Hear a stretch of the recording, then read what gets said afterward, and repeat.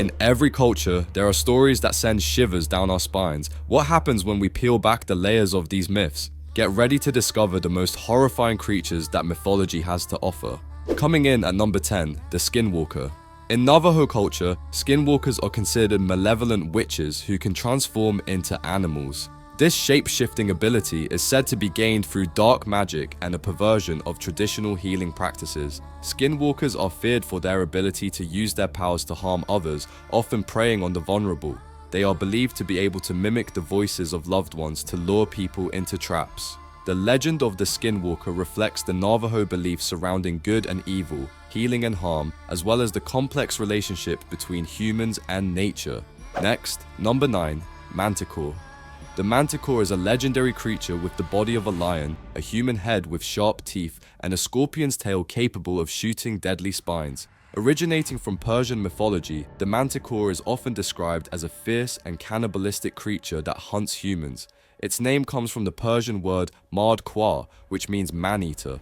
The manticore embodies the fears of predation and the unknown, representing the dual nature of beauty and danger. Its image has evolved over time, appearing in various literary works and adaptations, often serving as a symbol of the darker aspects of human nature. Having faced the monstrous manticore, we now venture into the deeps of the ocean.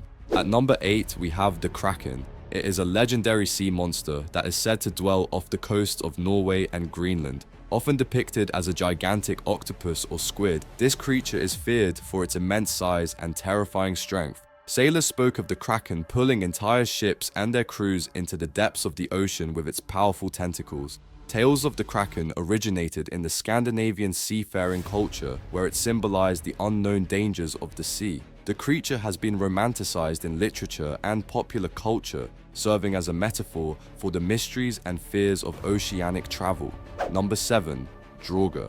In Norse mythology, the draugr is an undead being that rises from the grave, often depicted as a corpse that retains its physical strength and powers. Draugr are known for guarding their burial mounds and are often associated with revenge against the living. They possess the ability to shapeshift, control the weather, and drain life from the living. The draugr embodies the fear of death and the unknown, as well as the belief that the dead could return to haunt the living.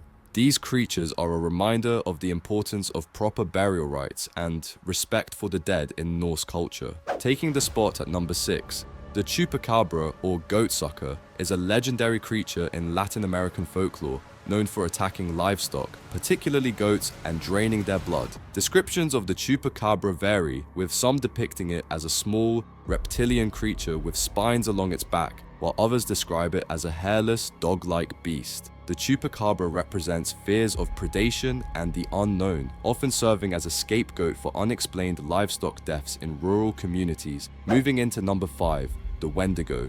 In Algonquian folklore, the wendigo is a malevolent spirit associated with winter, starvation, and cannibalism. It is often described as a tall, gaunt creature with a heart of ice embodying insatiable greed and hunger. According to legend, a person who resorts to cannibalism in order to survive may become a wendigo, forever cursed to wander the earth in search of human flesh. The wendigo serves as a cautionary tale, warning against the dangers of greed and the loss of humanity. Its chilling presence symbolizes the harsh realities of winter and the psychological impact of extreme conditions on the human psyche. Arriving at number 4, we have the banshee, or beanside in Gaelic. It's a female spirit known for her mournful wails, which signal the impending death of a family member. Traditionally depicted as a woman dressed in white or grey with long flowing hair, she is often encountered near the home of the person who will soon die. The banshee's cry is described as a chilling sound that evokes despair and sorrow. In Irish folklore, her presence is not meant to be malevolent. Instead, she is seen as a guardian spirit, warning families of their fate. The banshee embodies themes of death, loss, and the connection between the living and the dead. Next on the list at number 3, Charybdis. Charybdis is a sea monster from Greek mythology that creates massive whirlpools capable of swallowing entire ships. She was originally a sea nymph who was transformed into a monster by Zeus as punishment for stealing Poseidon's domain. Charybdis is often paired with Scylla, another monster, creating a perilous strait that sailors must navigate. The fear of Charybdis symbolizes the dangers of the sea and the unpredictable forces of nature.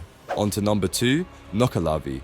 The nuckelavee is a terrifying creature from Orcadian folklore in Scotland. It is described as a horse-like demon with no skin, exposing its raw muscles and veins, which adds to its horrific appearance. The nuckelavee is said to have a human-like torso attached to the horse's back, and it is often associated with drought and blight. According to legend, it would roam the land, causing crops to wither and animals to perish.